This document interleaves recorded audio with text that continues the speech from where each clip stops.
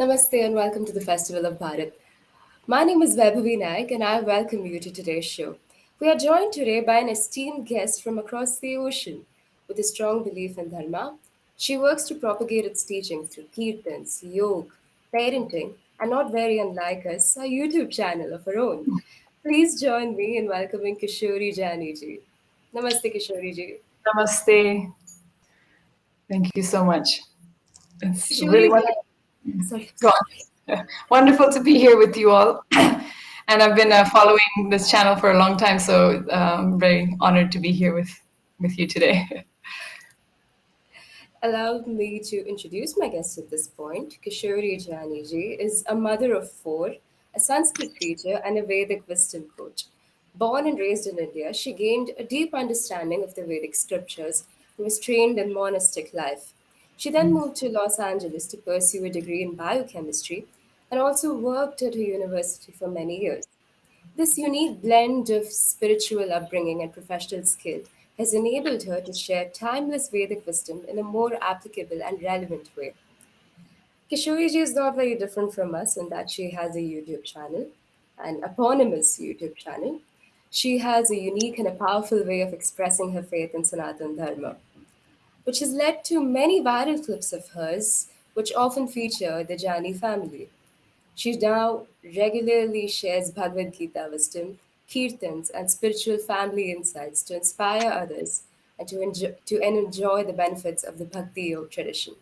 Today, she joins us from Leicester in UK. We are delighted to have you here, Kishori ji. How are you doing? And we hope you and your loved ones are in good health.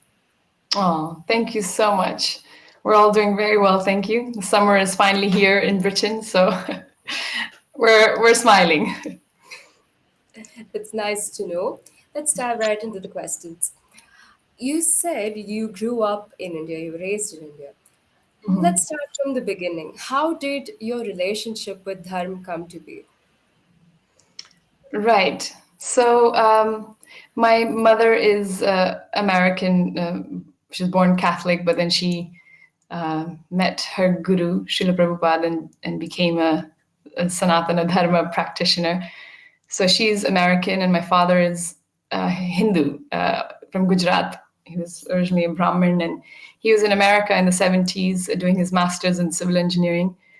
And they both met through their guru, Srila Prabhupada, and were initiated into the Bhakti tradition, and they were asked by their guru to go back to Gujarat, which is where my father's from, to help spread and propagate the message of the Gita and the Vedic traditions, which they did do. So I grew up. I was born in India and raised in mostly in Ahmedabad and Vrindavan. And with you don't have to try hard to then be deeply influenced by the dharma, by Sanatan Dharma itself. I would say that is just the sukriti, the great blessing to be born to parents who had dedicated their life to spreading Sanatan Dharma. So I grew up in a very idyllic kind of beautiful temple setting in the Hare Krishna community, and just really benefiting from the overall dharmic practices that we would have of rising early, doing jap and arti and kirtan, and spending the whole day really trying to refine our connection with the divine. And then when you grow up like that, those samskaras are very deep. You don't have to try externally to have a connection with dharma or the divine or God, whatever you want to term it. But once you taste the joy of Sanatan Dharma, of practicing this eternal identity and reviving your relationship in this way, there's no looking back in one sense. Having said that, I decided to pursue my higher education and go to America. And that was a huge culture shock for me. That was like going from a very sheltered dharmic situation in Ahmedabad. I went to Los Angeles. I did my uni there and studied and worked for many years. and was very overwhelmed by the the Western culture. And I'm half American, so that comes out, and started to explore. Okay, well, what if they are right? What if the Western mentality is right, and dharma is just a form of oppression and subjugation, and maybe they're just trying to control the women. And you start having all these radical feminist thoughts and thinking that actually maybe the Eastern culture is backward. You start, the brainwashing, the conditioning is very, very fast and rapid. But over time, after a decade there working, you realize that it's kind of it's misleading. It's a really deep facade that everything looks great in the West. You experience a lot of physical and external freedom, but the mind and the senses and your inner core, the Atman, is completely trapped and is not experiencing any sense of freedom. Because when the mind is controlled by the senses, you're enslaved by yourself. You yourself have been enslaved by your own senses, which are out of control. So, you know what? It was so evident to me that after having experienced the beauty of Sanatan Dharma, then going and then trying to shed it because you think, well, maybe I was missing something. And then realizing, my goodness, there's nothing else out there that can come close to the scientific and experiential truth that Sanatan Dharma can reveal to us. It is undeniable. So, it was a journey within. I had to really come to my own choice. I had to choose on my own that actually, not just because of my parents or the way I grew up or that Sanatan Dharma is great, but actually through experiencing the lack of, you realize that, my goodness, we've been blessed with the absolute best, and that Dharma is not there for oppressing us. It is not just a matter of rules and rituals and, oh, tumhara dharma hai, you must touch the feet of your parents, or you must respect them, or you must look after them. Ye karna chahiye, wo karna chahiye. We think that Sanatan Dharma is just rules and regulations. But actually, they are, as our Guru Srila Prabhupada calls them, they're regulative principles of freedom. By regulating ourselves, by following these rules, we actually liberate our core, the inner identity, the inner true person that we are. The Atman gets liberated because what it needs to fulfill its potential is the quietening of the anarthas and the kama, krodha, lobha, and the senses. So dharma facilitates through the rituals and through the so-called regulation. It facilitates deep freedom, like on the ultimate sense. So once you experience that difference, the vast, stark difference of so-called external freedom versus the deep inner freedom, the Dharma, Sanatan Dharma is the only option for me. So I can't pinpoint one point where it began or ended, or maybe, I was born into it, and now I just, that's all I see. That's all I need. It was wonderfully put, Kishori ji. Oh, thank you. Following up on that, what is it that Dharma taught you, and how has it helped you shape you into what you are today? What does Dharmic civilization stand for you, and how would you say can it change not just our lives at a personal level, but on a broader scale, um, business or politics or the environment? How do you think it can change that? Right. So, dharma rakshita, dharma rakshati rakshitaha. So, dharma protects those who protect it. It's a simple, because the protection comes from the practice. What does that mean? That when you practice dharma, the resilience, the inner strength, the spiritual energy that we receive from within, it protects us. It protects us. Bhagavad Gita, Sri Krishna is describing how Swalpam apyasya dharmasya trayate mahato bhayat. So the greatest type of fear, mahato bhayat, can be subdued by even a tiny amount of advancement on this path of dharma, on a path of righteousness and bhakti. So what it signifies to me is that actually the macrocosm is just a further variation of the microcosm. Like whatever you are experiencing within is what you're going to radiate out into the world. So if we can, so to say, fix ourselves and situate ourselves in peace, in knowledge, in love, in truth, through dharma, then this we won't radiate fear, we won't radiate hatred, we won't radiate abuse and abusing the natural resources and whatever issues you can think of, whether it's politics or economic.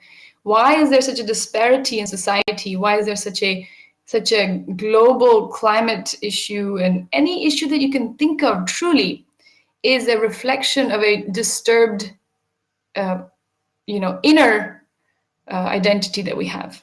When we are not situated in the pillars of dharma, satya, daya, ahimsa, saucham, when we are not situated in dharma, then we are ruining everything. We're just kind of everything we touch through adharma, through speaking the untruth, being unkind, not being pure in mind and spirit and action and thought, it everything we touch becomes tainted with that same dirty contamination. So truly, once we start practicing ourselves, we can then progress through dharma, artha, kama, moksha. It's a natural progression. It's described as if you follow your dharma, then artha and kama will naturally be satisfied. Artha, meaning the economic necessities we have, will naturally come because the entire creation is created by Krishna, by God, for the upliftment of dharma. Dharma is that which upholds, dhrit, dhri, that which sustains the cosmos. That is called dharma. So if we follow the cosmic plan of the Lord, in order to sustain it, in order to help each other, in order to sustain the environment, and sustain the animals, sustain other humans, we work for others in one sense, for the bigger picture, then we will be rewarded. The artha and the kama will naturally be fulfilled, naturally, because you're at peace with all of creation. You're in sync, you're in balance. So, the current government to me is a glimpse of maybe a small glimpse or imperfect glimpse, whatever you want to may complain about the present government, but actually it signifies standing for dharma. Modi ji is a great example of a tapasvi. He's a true yogi. He has no ulterior agenda as such. So everything can be balanced out if we step forward with the main intention to uphold dharma. So I definitely agree that it can, rebalance. It can fix all problems if we work on ourselves first and radiate that out into all of our surroundings. Absolutely, Kishori ji. Um, we are now going to move on to a little current events, or we're going to bring up topics based on current events. Um, there has been this derogation of specific concepts, specific practices in Dharma. It has been going on from a long time, actually, ever since the 1920s or something. There has always been, they've used, anti-Hindu communities have used different types of media to derogate dharma in any way that they can. So let's go through the recent additions to these concepts. The recent additions to these concepts.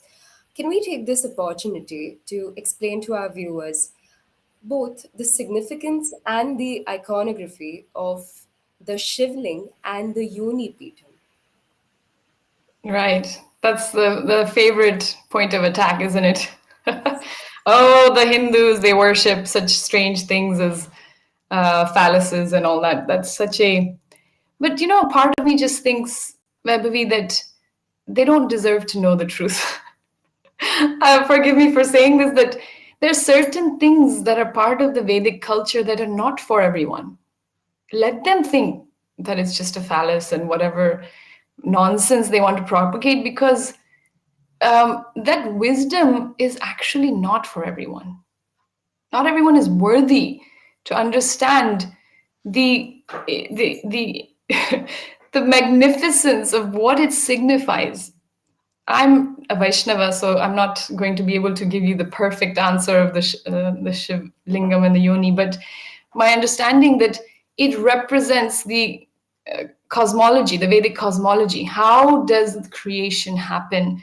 And I'm not going to do justice to it because, I'm not a Vedantist in one sense, or a Shaivite who can probably give you a deeper understanding. But to me, it's so deep within, that we are we are you know approaching something which is unapproachable. The entire cosmos is created simply by the will of the Lord. So the understanding what it truly means is, it's a rahasya. It's a mystery that not everyone is meant to understand. Let them think whatever. Let them never come close to it. Let them mock it, because they don't deserve this knowledge. Let them think that whatever they think about cosmology, yeah, it came from a big bang, sure. What is that big bang? Oh, it came from a sound. That sound is the omkara, pranavaha. Like Lord Brahma hears the sound of Om. And that's creation happens because of such a deep philosophy that we cannot explain. Really, if you're not in tune with energy, the Abrahamic religions do not accept energy. They don't actually have any interaction with the energetic field.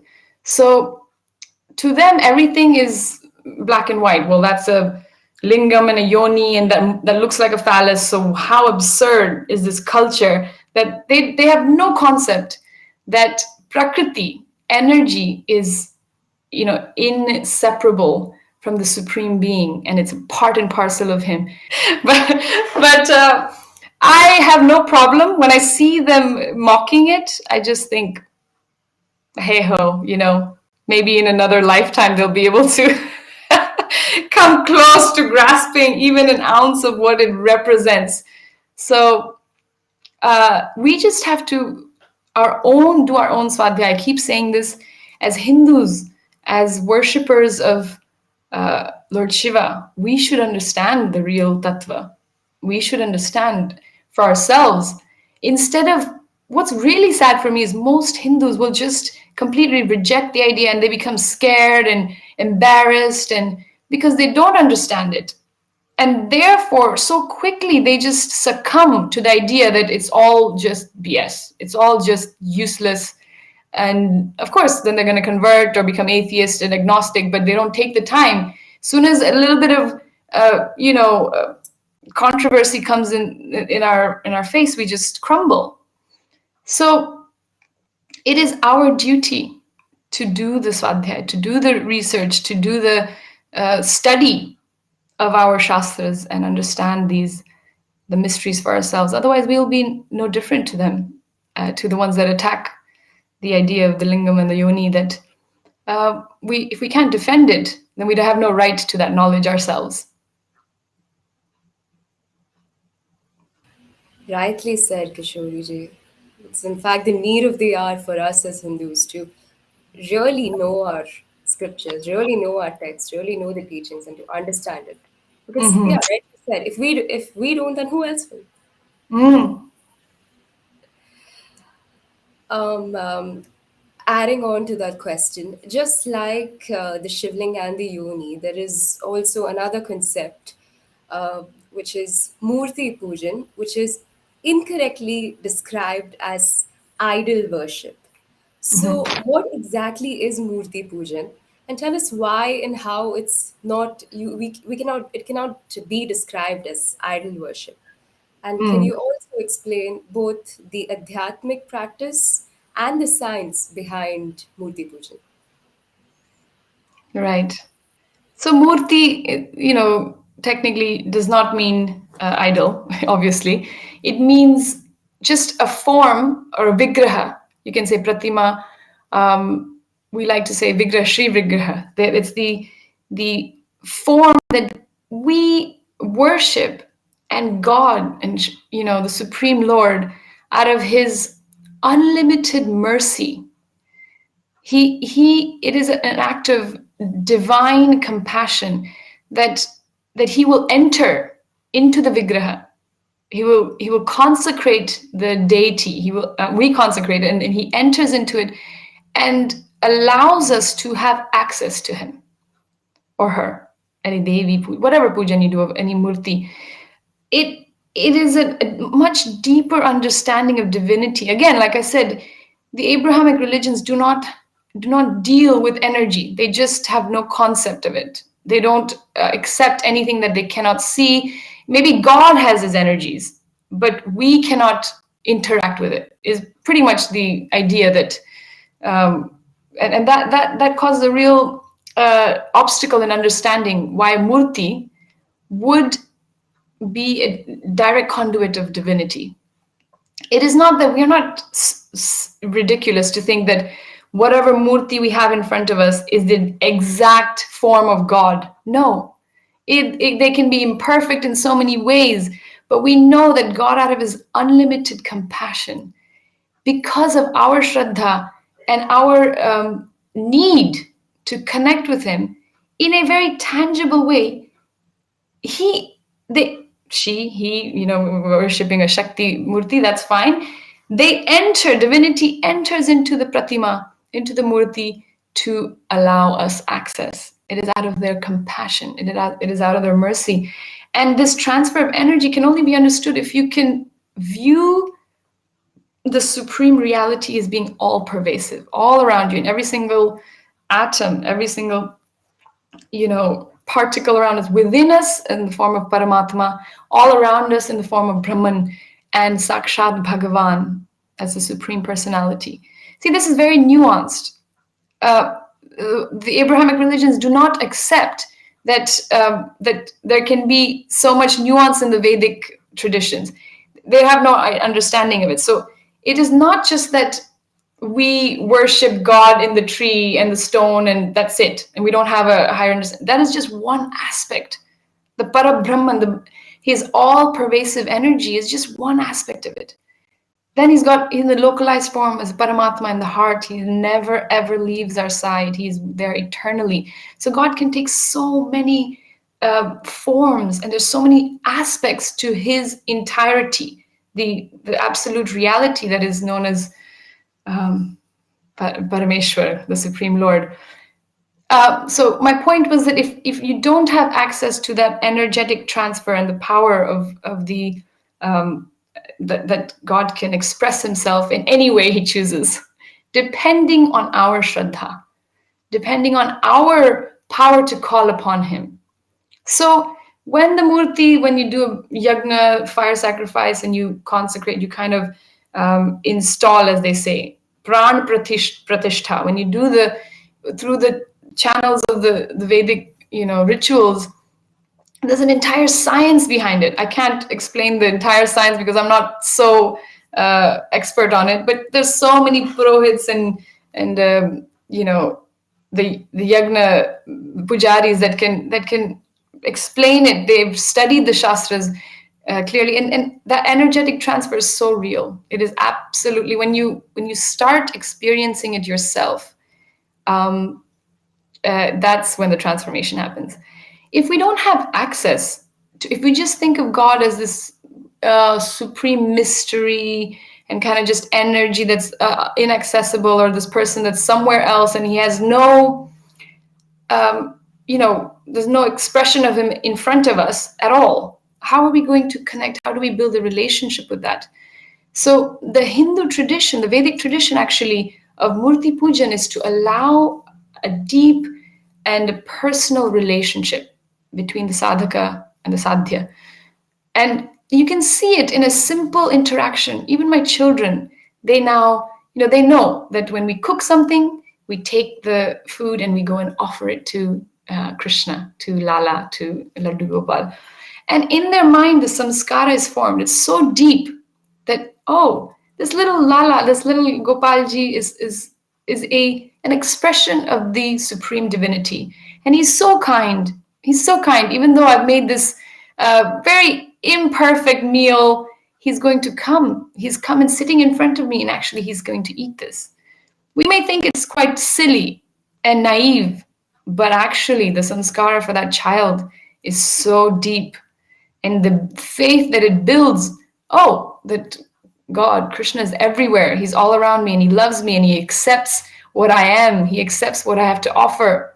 So it's an offering of love and it facilitates a bond between the person, the worshiper, and the worshipped. Otherwise, there's no access. Where is the access? God is there, we are here, complete. There's a disconnect. There's a disconnect. And then, how deep, to me, I mean, there's no, it's as if like, okay, you have a mango and you just think about the concept of a mango. You may read about it. Okay, mango, they're sweet, there's a little bit tangy, but until you've actually tasted a Kesar, Junagadh mango or an Alfonso, until you've actually put it in the mouth and had that explosion of flavor in your mouth, it is an incomplete experience until then. It's an incomplete experience with anything. You may have a concept of a child, you may have a concept of love between a mother and a child, but until you become a mother, that is just a concept. Until you actually physically can engage in a relationship, not just the physicality of it, it helps to transcend the layers that are all around us. So Murthy Pujan is an absolute necessity to go deeper into our eternal relationship with divinity, because the interactions start happening. You won't believe it, because you will think this is just hodgepodge, blind faith, this BS. But the stories I have heard and actually personally experienced, it would shake you to the core. The supreme person can become present in anything. But we're not saying that we should start worshiping the gate and the road and whatever. No, you must do the pran pratishtha. There's a ritual. There's an entire scientific procedure that goes through it. So the Lord has already said where he likes to appear. The tulsi plant, the shalagram shilas, they are energetically extremely powerful. So again, these things are not for everyone. It's not for everyone. Even amongst our own Hindu brothers and sisters, it's not for everyone. It's not something that they can easily grasp. And therefore, there's been so many offshoots where they just try to eliminate the concept of a person, nirgun, nirakar, because it's too difficult to actually go into the nitty-gritties, and it's not comfortable. So it's not about comfort, it's about actual faith. So at the end, not blind faith, very, very structured, researched, shastric faith. So I don't know if that answered it. It did. Expanding, we would like to expand on Prakriti, honoring Prakriti. Again, this is also a topic that this has also been a point that they use to ridicule us. The Mm, worship of the holy cow. And mm, the more broadly the worship of nature itself, which is again, incorrectly described because they do not know what they're talking about. Could you therefore explain the concept of embracing and honoring Prakriti within Hinduism? Right. Sure. I think it's such an integral part of our practice. And then that's what really brings it all together, the glue that can explain why we experience what we do in our faith, in our culture. Because Prakriti is a manifestation of the Supreme Purusha's energy. Prakriti is energy, and it is what sustains and allows the working of the entire cosmos. So it is ingrained. Prakriti is just nature, and she has her laws. It's described in the Bhagavad Gita that Prakriti is working under the influence of the supreme will, the Purusha.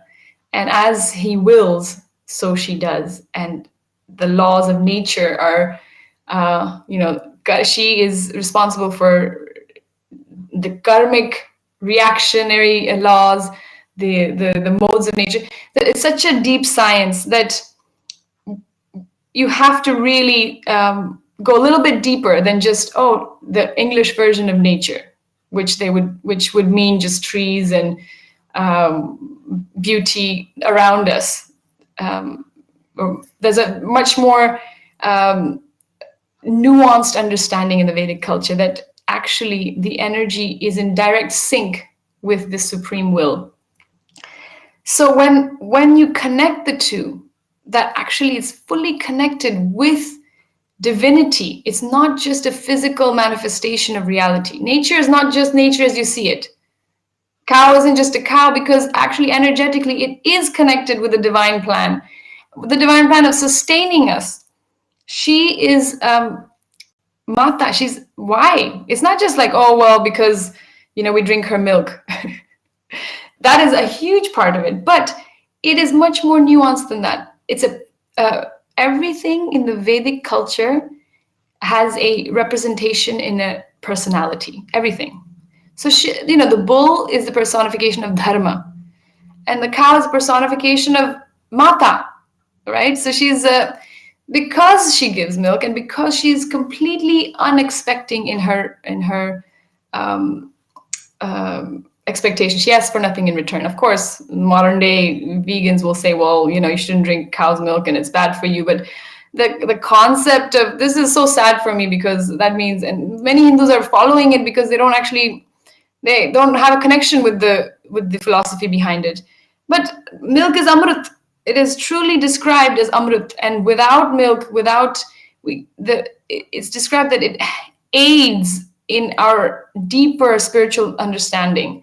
And of course, people are going to reject that because they want to the modern day morality, which has just awoke like within the last 20 years, all of a sudden, trumps like millenniums of morality that we've been practicing. The Vedic Sanatan morality has been for millenniums that we should not kill animals. All of a sudden, PETA wakes up and the West wakes up and now they want to tell the Hindus, oh, you shouldn't drink the milk, bad for your health, bad for, like you did not take consent from the cow. I'm like, okay. It's new age, is that this new age stuff, like, it's like newfound fame or newfound wealth. Someone winning the lottery. पहली बार पैसे देखा हो, पहली बार fame मिला हो, तो क्या करेंगे? You're going to have a very skewed version of it. So please, my dear Hindus, don't fall for the fake, new age morality. Try to understand the scriptures which have been upholding this value of life, of all life, whether it's trees and animals, and because they understand divinity. They don't separate nature from divinity. There's a complete connection. The supreme divine person and his energy are inextricably linked. They cannot be separated. So nature is divine. And then if you have that picture, everything falls into place. Like we already said, it's not that you randomly start worshiping any plant and any animal. The cow is chosen for a reason. It's a symbol. And God has decided that I'm going to put all goodness in this animal because it gives with all its heart and it expects nothing in return. Now, what kind of symbol? What more do you need? Life is about upholding those kind of ideals, right? And truths in our life. So to me, if you're drinking milk, if you're eating cheese and all the products of cow, is it so hard to understand that we should respect it? We shouldn't kill it and eat it? I mean, you don't have to worship it as a mother. You don't have to do any of that. But just, isn't it common sense? If you ask a child, hey, this cow gave you that, all that ice cream, all that cheese, it's just common courtesy, decency, has nothing to do with ritualistic, agenda. So the reality is the deeper we get into appreciating nature, the more in gratitude we can live. And now, it's a buzzword, live in gratitude and change your perspective. All the modern philosophers on Instagram, want to tweet about gratitude. But actually living in gratitude is something very deep. It means you have to sacrifice. You can't eat beef. You cannot be called a Hindu if you eat beef. I'm sorry, you are not a Hindu. I'm sorry. If you're eating beef, this is another issue I have with the term Hindu, because sab kuch chalega. No, if you are eating beef, you do not have the understanding of what it means to be a Hindu, because that gratitude is missing. Is a very simple form of gratitude that actually, we're getting, all the children on this planet are benefiting from milk. Hey, let's just look after her. Not that, it's just a bit of common sense, really. Sorry, I went off there, but the more in tune with nature we can live, the more in gratitude we will live, and the more harmonious our karmic balance will be, and everything else starts falling into place. Absolutely.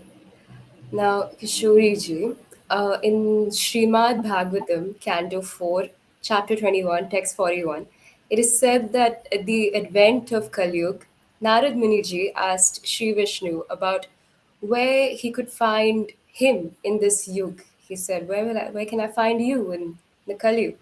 To which Sri Vishnu ji replied, and I quote, Naham vasami vaikunte yoginam hridaya nacha Madbhakta yatra gayanti tatra tishtami narad, which Mm, translates to, neither do I reside in Vaikuntha nor in the hearts of the yogis, but I dwell where my devotees sing my name, Narad, which really tells us about how essential music is, and it's an eternal part of bhakti. There is no bhakti without sangeet, we can say. mm, Now, we have heard and seen your beautiful kirtans and japs on your social media handles, everything, the content that you put across your social media handles, which I strongly recommend our viewers to check out. Um, Kishori ji, please help us understand not just the adhyatmic, but also the scientific value of japs and kirtans and vibrations. mm. Wonderful. So again, like we were talking about Murthy Pujan, it's just a conduit of connection with the divine. It's something. It's a tool that the Supreme Person allows us to have access to Him. Similarly, mantra or the names of God, jap, kirtan, these are all various forms of that vibration, the supreme vibration of the name of God. It's another tool to allow us access to Him. Because God is supremely powerful, He can enter into anything that He chooses. And the understanding is that here, Narad Muni is trying to highlight that the Supreme Lord and His name are non-different. They are non-different. Now, this is not the case for any other material object or thing. Like if I say Vaibhavi, Vaibhavi, Vaibhavi, you're not going to be all of a sudden present in front of me here in the UK. None of your energy or your power is going to show up in me. But if I speak, if I utter the name of God, immediately all of His energies get manifest, and all of that power gets manifest around us, within us, and that vibration is unlimitedly purifying. So in every culture, whether it's Islam or Christianity or Buddhism, the utterance of a sound vibration or the names of God as being supremely purifying it's a universal concept, uttering the name of God for the ultimate benefit. And this is an entirely Vedic concept. Our idea of the entire creation, Vedic creationism and cosmology, it all begins from the pranavaha, right? The utterance of the Om pranava, the Om sound vibration. That's supremely powerful. That the entire creation begins with that vibration. So the effect of sound on us is it cannot be overstated. And there's been so much research done, and you can see how there's research done on if there's two plants and you say nice things to one plant and you say really horrible things to another plant, the plant where you utter nice vibrations to, positive vibrations, that flourishes. Children have done this kind of research. Or the shape of the water molecules shifting according to what vibration you project onto it. It's a fact, scientific fact, that vibrations affect us deeply. That is the entire basis of parenting, positive parenting. Like you be positive around your children, and that is the greatest gift you can give them. And anything negative you project onto them through your words immediately affects them. It's traumatic. It's so easy to understand. So sound vibration is, it's so crucial. It's so, integral on this path of spiritual realization. Many people think that, well, we can become munis and monis. That's also very powerful because you're cutting out all the noise and you're trying to go deep within. But actually, how many of us can do that?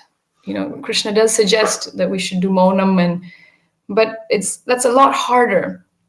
The nivritti part is much harder. To remove something is very difficult.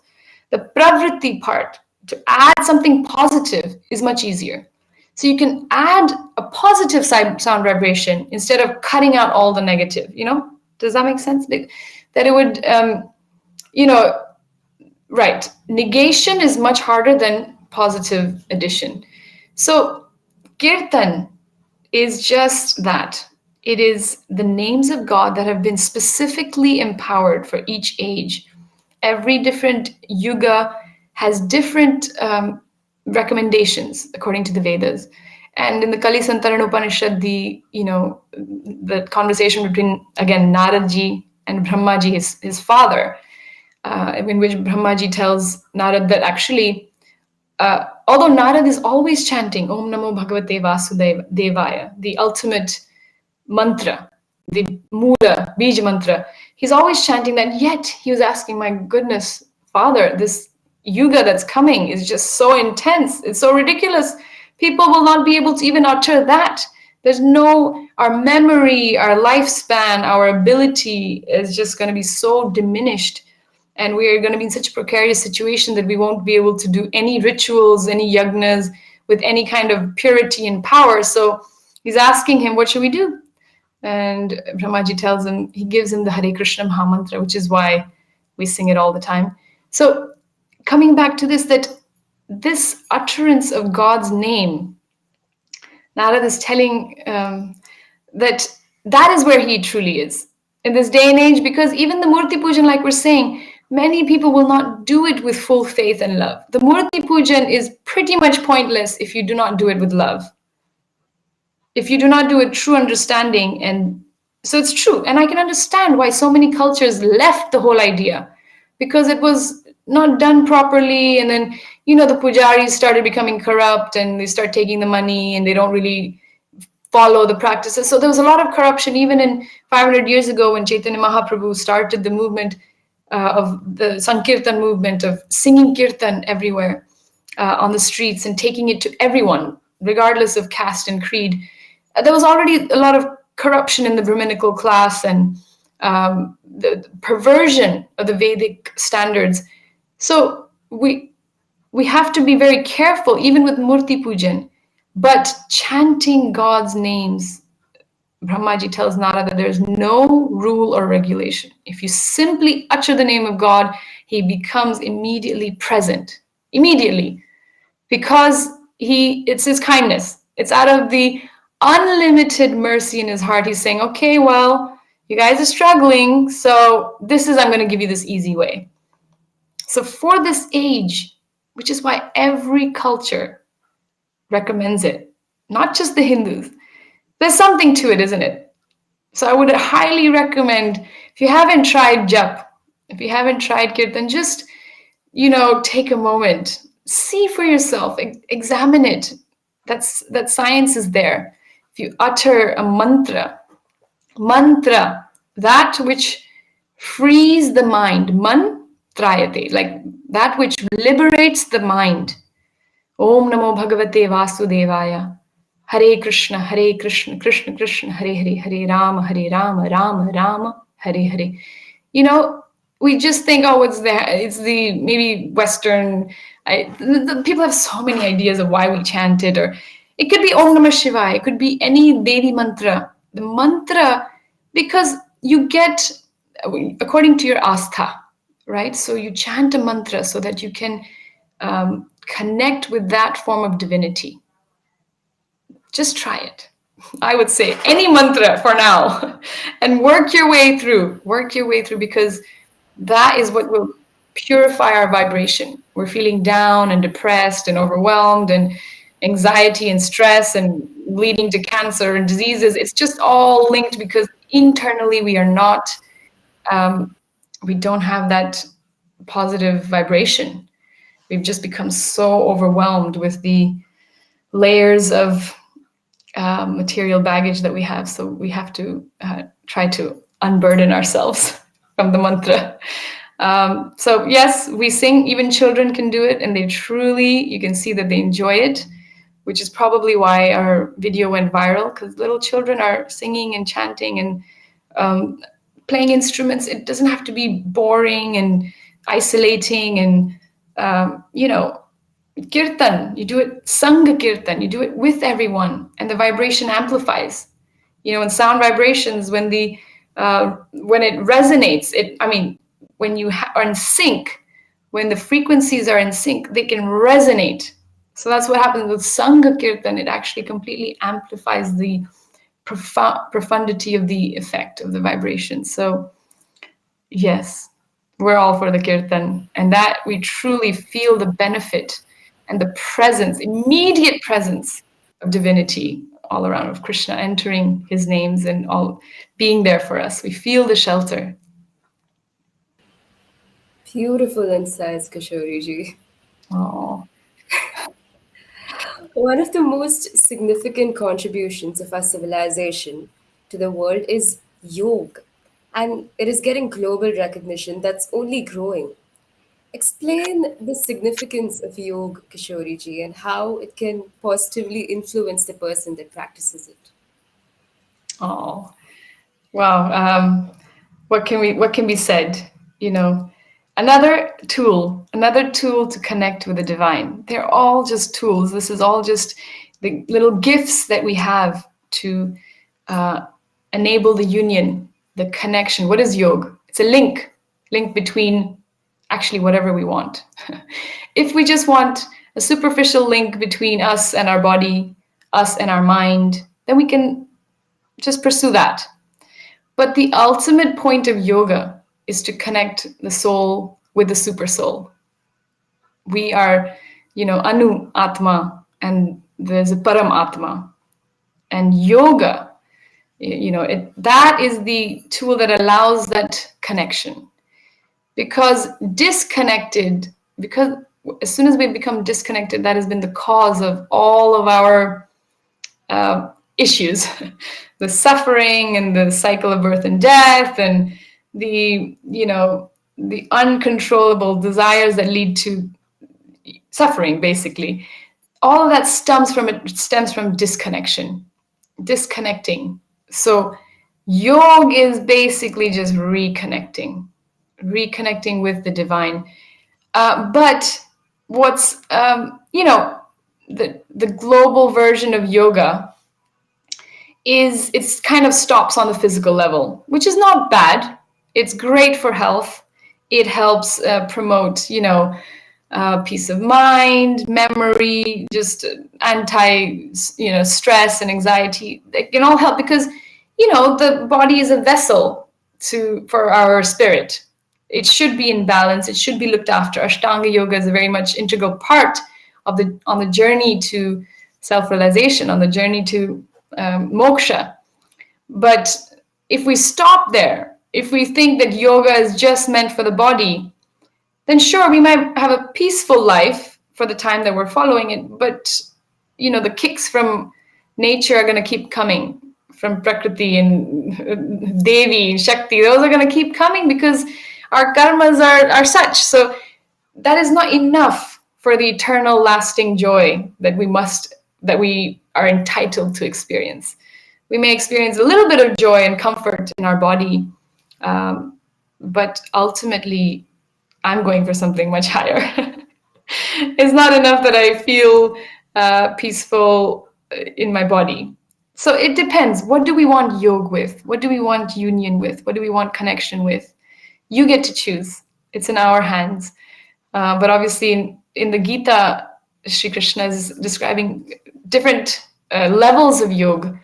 You can begin with Ashtanga yoga, but even Patanjali himself, there's so many. You start off with what is it? Yam, Niyam, Dharana, Dhyana, Pratyahar, Samadhi. Finally, the goal of yoga is Samadhi, complete absorption in the divine, complete absorption, complete freedom from all the layers that are holding us back. So that is the ultimate goal of even Ashtanga yoga.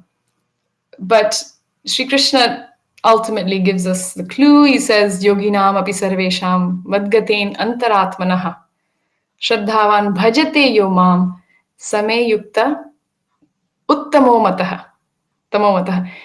Who is the uttama yogi? Uttam, highest, the greatest yogi.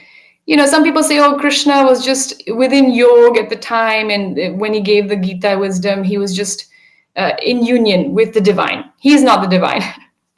No, he's not. He's saying, according to me, who is the greatest yogi?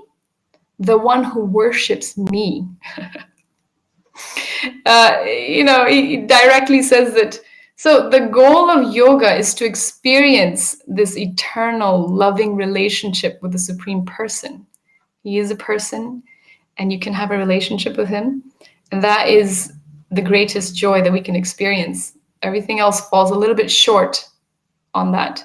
Just like in real life, relationships is where the real experience of joy lies.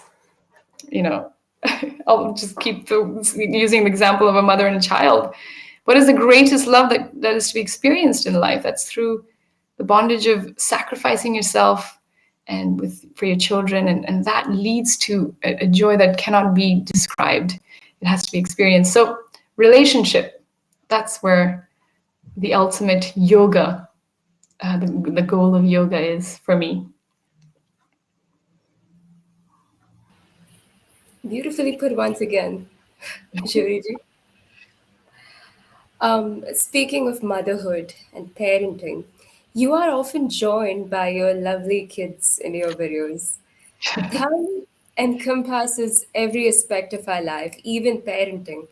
What are some of the lessons and practices that you prioritize and have passed on or wish to pass on to your children as a dharmic parent?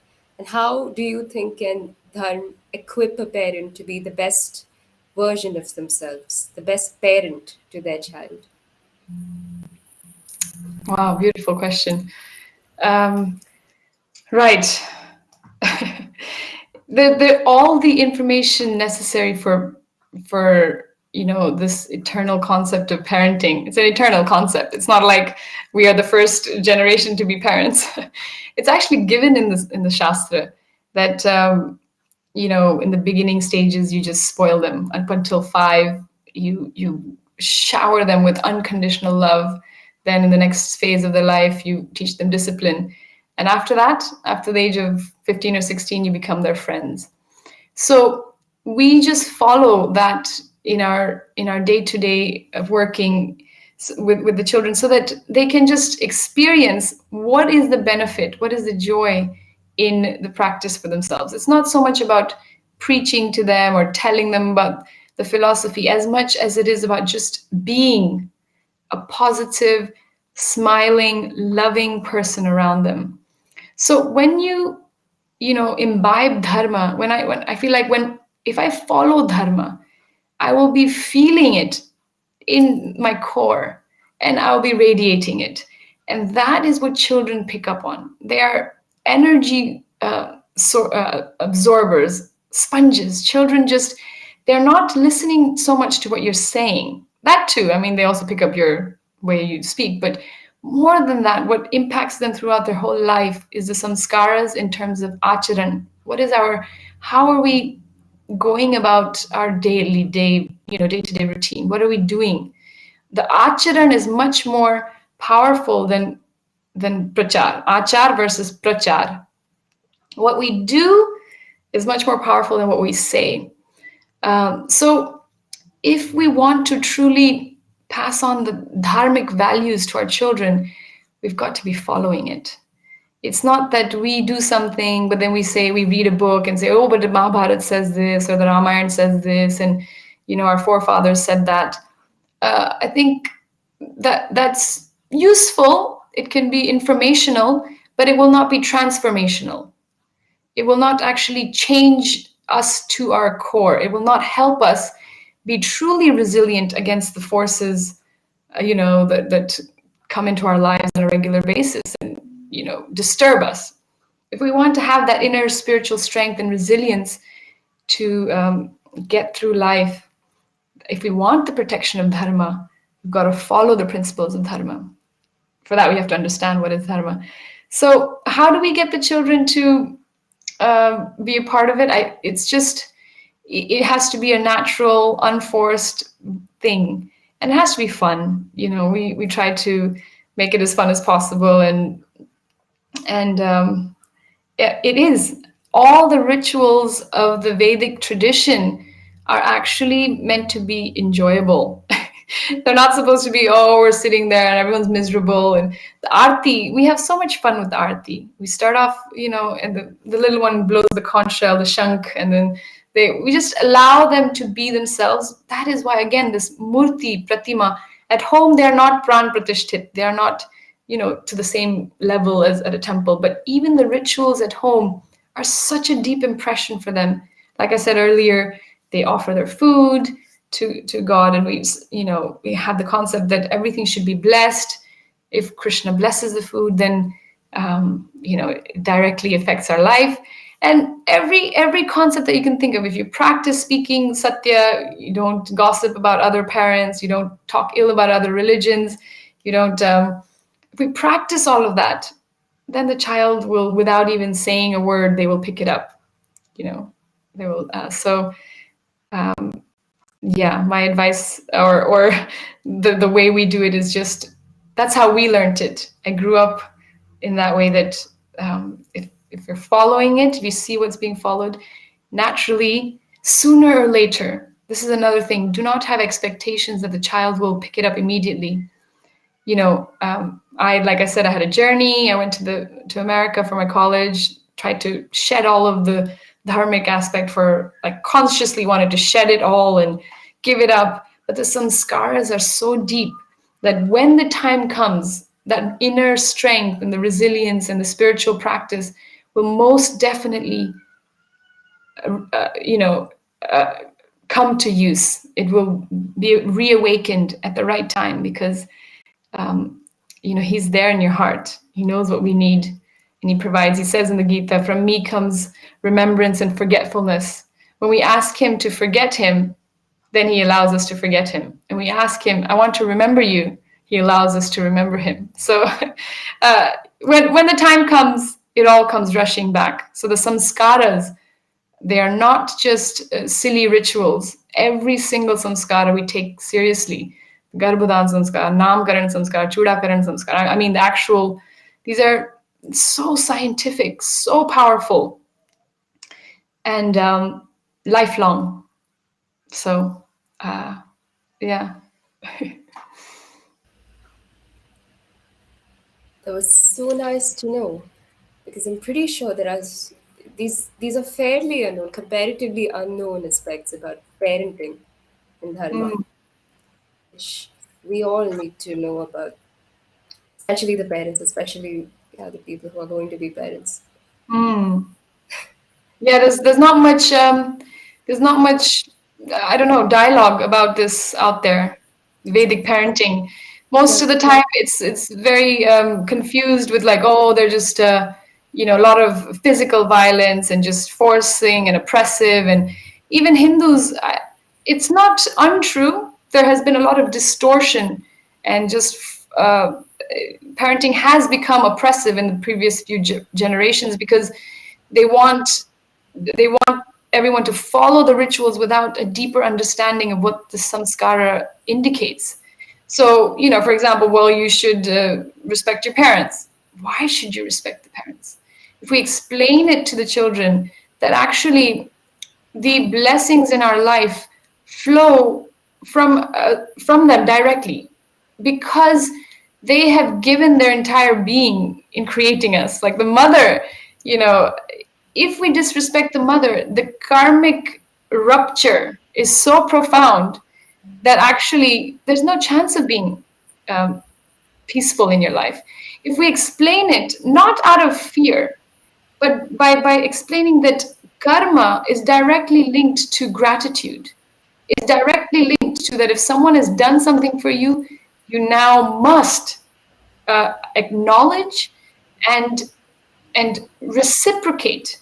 You cannot just take, like in a bank, you can't just go in and take 100, whatever. You can't take something out without um, an appropriate interaction. Either you should have earned that 100 bucks or whatever you took out, or you paid back. So in either sense, the karmic balance has to be there. So the mother who has given birth to you, it is described in the Vedas that actually there's very little you can do to repay that debt. It's an eternal debt. The only way you can repay that is to never disrespect her. If you just, respect her and try to serve her, not just the mother, father, obviously, all elders, because we gain wisdom, we gain knowledge from them. So it is an exchange of gratitude. If we explain the philosophy, why must we respect the elders? Why do we do certain things? Then it's so much easier to swallow as opposed to nana karu pade. You just have to do it. If you don't do it, then. So if you just become ritualistic without the understanding, without the actual shastric philosophy, then it feels oppressive, right? If someone tells me, no, you must eat broccoli every day, but they don't explain why, or cabbage or salad, or they don't explain why, I will feel like they're trying to oppress me. As soon as you explain to them. So most Hindus that I talk to, when I explain the samskaras or when we talk about it, they're like, well, why, they don't understand the value of it, so therefore they don't do it. So it's a matter of re-educating ourselves, and truly experiencing the power of it, that can transform our entire outlook. Sorry, went off on a tangent there. Final question to Ji. Okay. What is your message to Hindus and the Hindu diaspora living away from home in a foreign country, in a foreign region? What do you think each of us can do for our dharma and as its representatives and to stay grounded to our roots despite being far from home? Oh, yeah, I feel it. I live in the UK and I feel far from my roots. Likewise. I know, I really miss India so much. Um, I would say that, this understanding it in a very deep sense, is for our own benefit. Because what we have enjoyed for our whole life within India or from our parents, it's the fruit of a very rich culture.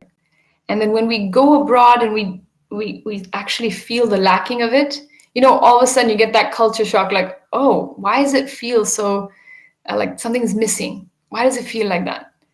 It's because all of a sudden now you've been removed from that culture, which is so rich and has been nourishing you. So it's natural. I feel for everyone who's gone abroad. But what we can do is try to really deeply reconnect with it and work on ourselves as best as we can, and not give in to the new space that you're in. I went through the same. We spoke about this earlier. When I first got to LA after being in such a sheltered dharmic setting, the first thing I wanted to do was just fit in. So we do that. But after a while, you sense that, okay, that's not all it's cracked up to be. There's something deeply missing. There's something quite hollow about this whole facade. And that's when I was like, okay, I need to reconnect with my roots. And for that, we must do the work ourselves. And we need people like you on these channels to have these dialogues, to facilitate the inspiration to be able to give you a reason to go back. Because when you experience the joy of it, there's that's the only way we can actually give back, right? If the future generation, our children, how are they going to why would they follow it if they don't see us following it, or if they don't see us enjoying it? So recognizing that we have benefited deeply from this culture is important. I remember on a flight recently, I was coming back from India, and I was sitting next to an Indian gentleman, and he saw me with the tilak, and I was probably doing my jap, and he was like, "Oh, a foreigner hai." People usually think I'm foreigner, even though I'm born and raised in India. My father is Gujarati. But he was like, "Okay, acha hai, aap follow karte hain." And we got to talking, and I was just coming back from Vrindavan. He goes, my family is also from there, and all my great grandparents and my parents, they've all been following this for a long time. But I don't believe it anymore. वो कह रहे मुझे कि no, he's now a successful person in IT in London, and he's so this is generally the mood that I feel with a lot of Indians, that we are enjoying the fruits of the dharma and the dharmic practices that our parents did, but without recognizing that because of their sukriti and their good karmas, we are enjoying it. The entire family unit, the entire the blessings that come generationally for us to be successful in our life, we owe them karmically. So I was telling him, I said, you're so fortunate that your parents were so dharmic, and they practiced and they did a lot of austerity and tapasya for you to be successful now. And he was just a bit dumbstruck, because the Western ideology is that nahi, hum hamare bal pe successful hue hain. I am successful on my own. Western idea is that my karma decides where I am. But actually, the Vedic tradition says that it's a combination of your actions and the daiva, the daivic blessings around us. So not just our actions, but what comes through the blessings of our parents, our culture, of everyone around us. We are not only subject to our own actions, but it's a much more wholesome picture of why we are where we are. So very integral part of the Sanatan Dharma is to recognize that we are enjoying the fruits of a lot of blessings, and that living in that gratitude allows us to give back. If we don't live in the gratitude, we won't give back. So for any Hindus anywhere else, I would really highly encourage you to, appreciate our traditions and try to keep it as alive as possible so that we can pass on the blessings and the successes that have come in our life to our children. You know, if we inherit a huge chunk of wealth, it's not fair if we just blow it on ourselves and we don't pass it on, isn't it? Like if I inherit $1 million and I just blow it all up and I don't pass it on to my child, it's not fair because I didn't actually just, it's not just me who made the whatever $1 million. You know, my child is also entitled to the ancestral flow of blessings. So that's the Vedic way. We acknowledge that we are where we are through many blessings, and we try to live our life as best as possible to pass on those blessings by practicing our Sanatan Dharma. It's a beautiful advice, a beautiful ending note. Actually, it Oh, has been a delight to have you here with us. Thank you so much for taking time to join us. it's been a And we would complete love to pleasure. have you here again. It would be Me too. amazing to have you again. But for Oh, now, we're going to let you go. thank you so much, Vaibhavi. That was really wonderful, and I can't wait to, yeah, see you again soon. Likewise. Pranam. Pranam. Namaste.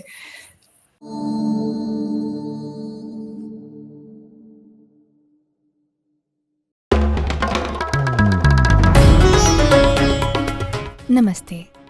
We hope you enjoyed this Chitti Media content. Please remember to subscribe to us and switch on the notifications for this channel. For our other social media links, more content, and to support our work, please visit citti.net. Dhanyavad. Namaskar.